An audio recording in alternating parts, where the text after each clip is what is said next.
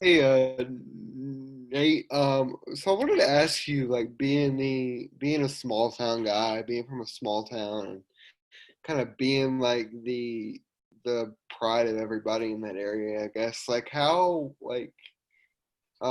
unique of a position is that to be in? To be like everybody knows who you are, everybody knows how you play and perform. How do you kind of handle that? I think it's a pretty cool experience. Um, I enjoy it. I enjoy all of my friends and my family who always either text me or call me, after a game or whenever, and just ask, how we're doing or how I'm doing. And we also have uh, a linebacker as well, Lakia Henry. He starts at Ole Miss right now, and so that's another small hometown name. It feels good, and I'm sure he would say the same. It feels good to represent for Badea because not many D1 athletes have come out of Badea. So, Hey, Nate, I was wondering if you could tell us what some of the differences are between your past kicker, Rodrigo, and your new kicker, Jack Bud Lesney, specifically with how, Rodrigo's sort of a legend around the Georgia program. yeah, definitely. Rod, he was a different breed. He was, crazy with the kicks and anything you asked of him, he would do it. I think Jack is the same way though. He was up under Rod.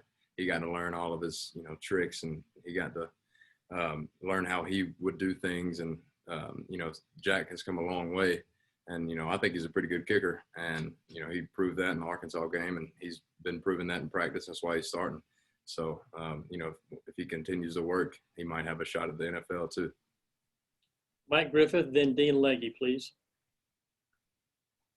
Yeah, Nate, can you talk a little bit about the work you got in there at Arkansas and how you feel like you've improved since last season there? Yeah, it was.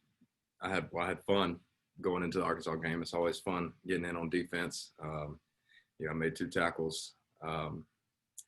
Coming from last season, my weight has dropped a little bit. I don't think it's a huge deal. I'm still fast. I'm still physical. That's how I was raised up, and that's how the coaches teach us here. Um, I would say from last year to this year, I think that, mentally I'm, more prepared for the games or more prepared for practice. Things are a little bit easier to see. And that comes with the maturity of the game and, getting reps. So I think that's probably the biggest thing that I've seen in myself from last year to this year. Nate, you're one of the guys with a lot of talent that probably could start at several other places, and yet you stay at Georgia. We've seen a lot of guys that have stayed at Georgia rather than hit the portal. Can you talk about the decision to stay and compete for playing time rather than go somewhere where you could probably start right away? Yeah, well, I love it here. I love the guys here. The coaches are awesome. I mean, they're the best. I believe they're the best coaches in the conference and in the nation. So who better to learn from? Also, I look past football because I know football doesn't last forever. And, the connections here that I would get, the networking that I would get will, set me up for a great job afterwards, and the education here also is really good. So that's probably the biggest reason I've stayed besides, loving who I'm with. Hey, Nate, I wanted to ask about special teams as it relates to a new guy coming in with Cochran. Beyond him being there, have you noticed anything that's changed that resulted that gave y'all the results that you had at Arkansas? It seemed pretty dominant on Saturday. Yeah, since Coach Cochran's gotten here, special teams has always been a huge deal to Coach Smart. But having Coach Cochran here and then Coach Hartley as well doing the special teams, they bring that juice every day that wants or makes us want to get better at special teams because, special teams is also a very big avenue that could lead you straight into the pros. And, you might not start on defense or offense, but if you're on special teams and you get into the league and you play on special teams, that's $600K a year. And that sounds pretty nice. Dash, then Julian, please. Hey, Nate, good to see you, man. Aziz was asked this question a little bit ago as far as the crowd noise, the artificial noise and whatnot. at Arkansas the other day. How much did it seem like a regular road game? How much difference was it? Could you tell what was real and what was fake?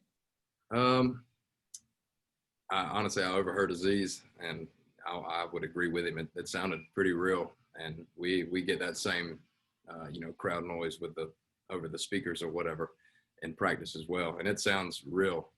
In practice, it's a lot louder, so it kind of hurts your ears sometimes. But when you're in there, you honestly don't even hear it because you're focused in on what you got to do.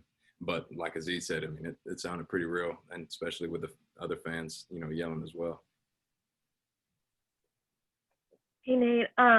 So just to talk about Arkansas and preparing for Auburn, all position groups turned a corner against Arkansas, but needed to be woken up a little bit, it seemed like. So how do you cut that time needed to really get up to game speed, and how important is it to do that faster against Auburn? I mean, it all starts with practice. You practice harder than the game would be, so it'll make the game easy. And that's what the coaches, they really think is a big deal. Always make practice harder. We got to, take each rep like it is a game.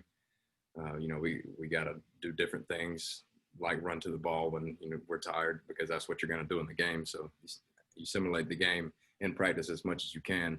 So when you get to the game, it makes it a lot easier. Thank you. Mark, then Chip, please. And are you on the punt team in coverage? I am not starting, but I'm on it. Okay. Well, you're a big special teams guy, though. Just curious how much pride you guys took to see Jake and the unit kind of pin them inside the 10 a bunch of times, and how much what that means for you guys. Oh man, that was crazy. I'm sure it's happened before, but it probably doesn't happen often. And for Jake to be able to put it inside the 10 4 times and then inside the 20 once to make it 5 inside the 20, I mean, that's just unbelievable. And then our guys that cover down, and Tyson Campbell, and then Eric Stokes or Matt Landers, they're so fast, they can get down there so quick. It's it's definitely an asset, and it switches the field and it makes it easier on the defense and the offense. Thanks. Nate, you're obviously a veteran guy, has been around a long time. I just wonder the whole COVID factor of the season. I guess I'll be bold enough to ask if you've had to deal with it personally, and just what is all the protocols and all the hoops that you guys have to jump through. What is that like? How do you process that? And does it make you nervous, or is it just par for the course nowadays? I would say at first everybody was nervous, especially with the students coming back, because I know most schools went straight online. But after a while, it was kind of a regular thing. The coaches are always saying, wear your mask, put on hand sanitizer. We got to get tested regularly. So, I mean, it's pretty much part of the everyday life. And honestly, it's hard to remember not even wearing a mask before this, because I've been so used to wearing one. Thank you. Let's go to Jed, and then we'll end with either Palmer or Jake. I'll let you guys flip the coin. Hey, Nate, I wanted to ask you, going back to Brandon's question about representing Vidalia, what is that like? I mean, what do you know about what guys or what people do back there? Are they having watch parties for your games? I know you said they text you after. Just kind of, how much do you feel that support knowing everyone's watching you on Saturdays? It feels good. Like I said, I love it when, I get a phone call or I get a text. I'll get some pictures sent to me that say go Nate, or, go Lakia.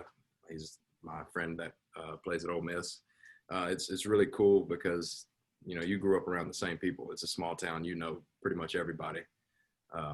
And, just to have those people back you up, the hard times don't seem as hard, and the good times seem even better. Thank you.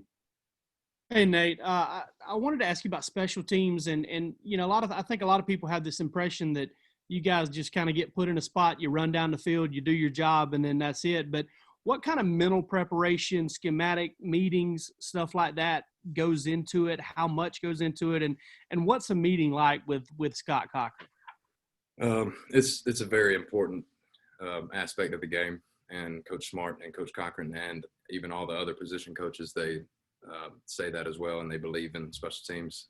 You know, we go through special teams every day. It's not just like, you know, once a week, all right, here's what we're going to do on punt return, or here's what we're going to do on kickoff. I mean, it's an everyday thing where we're, you know, trying to make each other better, because once you get that good, or if you get that good field position, it just makes the game 10 times easier for the offense or for the defense. So it's, you know, it's really important, and they continue to harp on that every year, and that's why we're so successful. And what's that meeting like with when you go in with Scott Cochran? What's kind of he like in that setting? Oh, it's juiced up. He, you know, they always got music playing when we're walking in, and then he's always yelling, and Coach Hartley's, you know, always clapping, and you know, it's a real fun and good learning environment for us. Nate, thank you for your time tonight. Yes, sir. Appreciate y'all. Thanks, Nate. Good Okay, job. everybody, that's it for tonight.